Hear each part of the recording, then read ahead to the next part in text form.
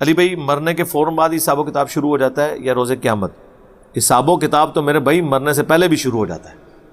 سورۃ الانعام میں ہے کہ جب گناہگاروں کی موت کا وقت قریب آتا ہے تو فرشتے ان کے منہ اور پیٹھوں کے اوپر ہتھوڑے مارتے ہیں اور کہتے ہیں نکالو اپنی جانوں کو اور آؤ اس عذاب کی طرف جو تمہارا انتظار کر رہا ہے۔ یہ تو سورۃ الانعام کی آیت ہے۔ عذاب کی 4 قسطیں ہیں۔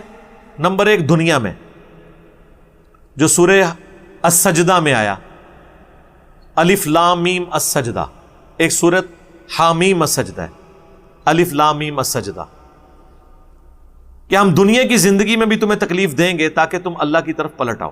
عذاب کا لفظ ہے، عذاب بمانا تکلیف کے۔ دوسری قسط سورۃ الانعام میں آئی کہ موت کے وقت فرشتے منہ اور پیٹھ کے اوپر ہتھوڑے مارتے ہیں، اور ساتھ اس میں الفاظ ہیں کہ آؤ اس بڑے عذاب کی طرف۔ مراد یہ کہ اب عالم برزخ میں، چاہے آپ اسے عذاب قبر کہہ لیں، کوئی بھی نام رکھیں، وہ عذاب، وہ تیسرا عذاب ہے جو قبر میں ہوگا۔ وہ قبر شیر کا پیٹ بھی ہو سکتی ہے، سمندر کی گہرائیاں بھی ہو سکتی ہے، مٹی کے نیچے بھی ہو سکتا ہے، ہواؤں میں بھی ہو سکتا ہے۔ وَمِن وَرَائِهِمْ بَرْزَخٌ إِلَىٰ يَوْمِ يُبْعَثُونَ، ان کے مرنے سے لے کر قیامت کے دن اٹھائے جانے تک ان سین بیریئر برزخ ہے۔ یہ تیسرا عذاب ہے اور یہ مسلسل ہے۔ قرآن میں بھی ذکر ہے کہ فرعونی صبح و شام آگ پہ پیش کیے جاتے ہیں، اور جب بڑا دن آئے گا قیامت کا تو بڑے عذاب کی طرف جھونکے جائیں گے۔ اس کا مطلب ہے کہ آج بھی وہ عذاب میں ہے اور آخرت میں۔ تو یہ عذاب کی 4 قسطیں ہیں۔ جو لوگ عذاب قبر کے منکر ہیں ان کے دماغ میں یہ کیڑا ہے کہ جب تک حساب و کتاب نہ ہو، اللہ تعالیٰ کی صفت عدل کا تقاضا ہے کہ وہ عذاب نہ دے۔ اللہ تعالیٰ کی صفت عدل بھی ہے، اور اللہ تعالیٰ سب سے بہترین حساب فرمانے والا بھی ہے، اور سب سے جلدی حساب فرمانے والا بھی ہے۔ یہ بھی قرآن میں آیات ہے۔ تو یہ کیلکولیشن کرنی ہے اللہ نے، آپ نے تو کرنی نہیں ہے۔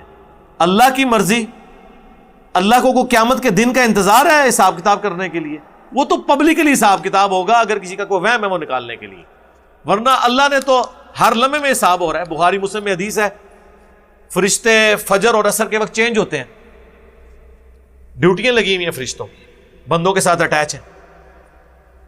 نیک لوگوں کے لیے وہ گواہی دیتے ہیں کہ یا اللہ گئے تھے تو عصر پڑھ رہے تھے، واپس آئے تو فجر پڑھ رہے تھے۔ دوسرے کہتے ہیں جب گئے فجر پڑھ رہے تھے، واپس آئے تو عصر پڑھ رہے تھے۔ تو وہ گواہیاں لکھی جا رہی ہیں، وہ روزانہ کا حساب کتاب روزانہ ہو رہا ہے۔ صحیح مسلم میں حدیث ہے کہ ہر پیر اور ہر جمعرات کو اللہ کے حضور نامہ اعمال پیش ہوتے ہیں، تو نامہ اعمال تو پیش ہو رہے ہیں۔ پھر سال میں سنن نسائی میں حدیث ہے کہ شعبان کے مہینے میں نبی علیہ السلام کثرت سے روزے رکھتے تھے اور کہتے تھے کہ میری خواہش ہے کہ نامہ اعمال جب میرا اللہ کے حضور پیش ہو میں روزے کی حالت میں ہوں، اس لیے آپ روزہ رکھتے تھے شعبان کا پورا مہینہ۔ وہ تو اللہ نے حساب و کتاب رکھا۔ ان کی ڈاکٹرن ٹوٹ گئی جو کہتے ہیں قیامت سے پہلے عذاب نہیں ہو سکتا، تو قرآن میں تو عذاب کا ذکر ہے دنیا کی زندگی میں بھی، تاکہ لوگ اللہ کی طرف پلٹیں۔ موت کے وقت بھی عذاب کا ذکر ہے سورۃ الانعام میں۔ تو جب 2 قسطیں قرآن سے ڈائریکٹلی، اور تیسری بھی ثابت ہوتی ہے کہ بڑے عذاب کی طرف ان کو پھر پیش کیا جائے گا، اور فرعونی صبح و شام آگ پہ پیش کیے جاتے ہیں۔ اور امام بخاری نے عذاب قبر والی حدیثیں جب لی ہیں نا، اس کے ٹاپ پہ یہ آیت لکھی ہے کہ فرعونی صبح و شام آگ پر پیش کیے جاتے ہیں، تاکہ ان لوگوں کا رد ہو جو کہتے ہیں قرآن میں عذاب قبر کا ذکر نہیں ہے۔ عذاب قبر کا نام لے، وہ کہتے ہیں نہیں وہ لوگ تو جو سمندر میں بھی غرق ہو جاتے ہیں ان کو تو قبر ہی نہیں ملتی۔